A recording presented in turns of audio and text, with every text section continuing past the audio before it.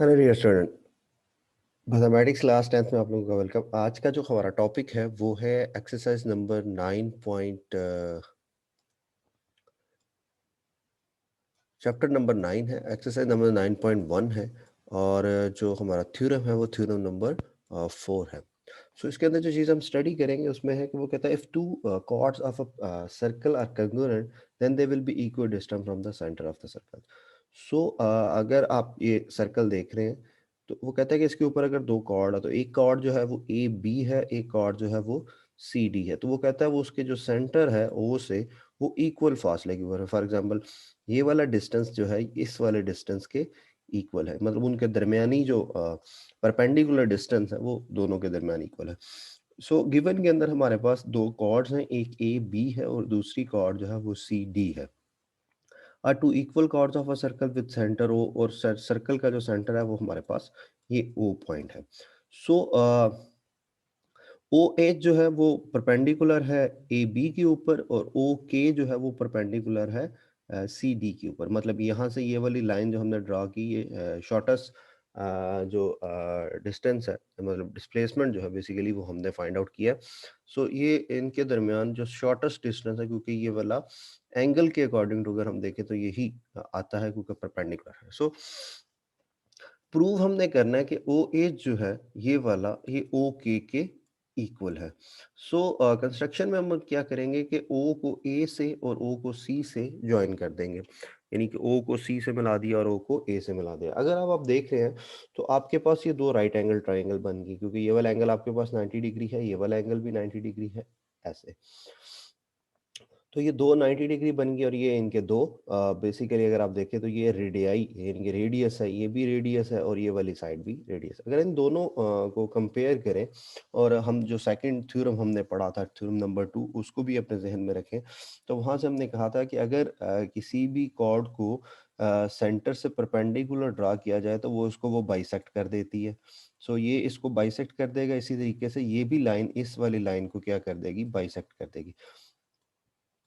सो ये अगर equal chords थी, अगर हमने इनको बाइसेक्ट किया तो ये वाला पोर्शन जो है वो इस वाली लाइन के इक्वल आ जाएगा। तो इस बात का ख्याल रखिएगा कि क्योंकि थ्योरम नंबर 2 के अंदर जो चीज़ हमने स्टडी की थी, हमने कहा था कि हमारे पास अगर सर्कल है और सर्कल के ऊपर अगर एक लाइन है और सॉरी सेंटर है और सेंटर से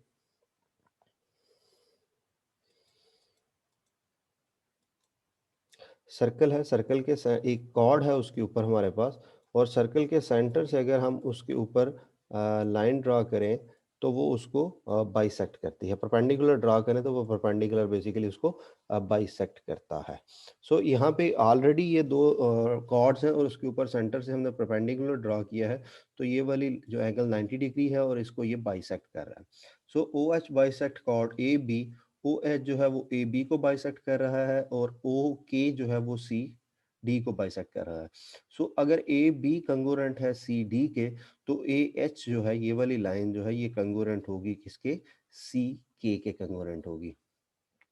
सो सिमिलरली ओ के बाइसेक्ट कॉर्ड सी डी, तो C K is equal to 1/2 measurement of C D के इक्वल होगा। सो अगर हम नेक्स्ट देखें तो हमारे पास वो अब ट्राइएंगल बन गई थी।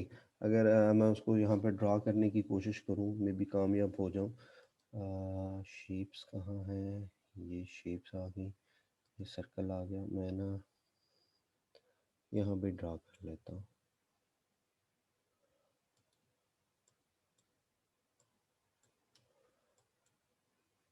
हाँ, ये बन गया, ये कर लेते हैं इधर।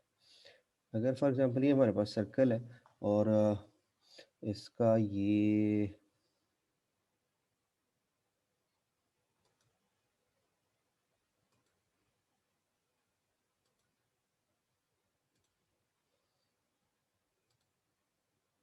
इसका सेंटर है, ठीक है। तो हमने यहाँ पे दो कॉर्ड्स ड्रॉ की थी, एक ऐसे यहाँ पे और एक कॉर्ड थी यहाँ पे, और हमने क्या किया था इसके ऊपर यहाँ पे ऐसे परपेंडिकुलर ड्रा किया था और इसके ऊपर परपेंडिकुलर ड्रा किया था और इस पॉइंट को इधर से इसके साथ मिला दिया था और इस पॉइंट को हमने इसके साथ मिला दिया था। अब हमारे पास हमने कहा कि ये वाली लाइन जो है, ये वाली साइड जो है इतना इसके इक्वल है, ये दोनों रेडियाई हैं और इन दोनों के दरमियान एंगल जो है यहाँ पे वो 90 डिग्री है। सो अगर इन दोनों ट्रायंगल्स को कंपेयर किया जाए, ट्रायंगल ये वाली HOA और KOC को कंपेयर किया जाए, तो AH कंग्रुएंट है CK की, ये बात हमने प्रूव की।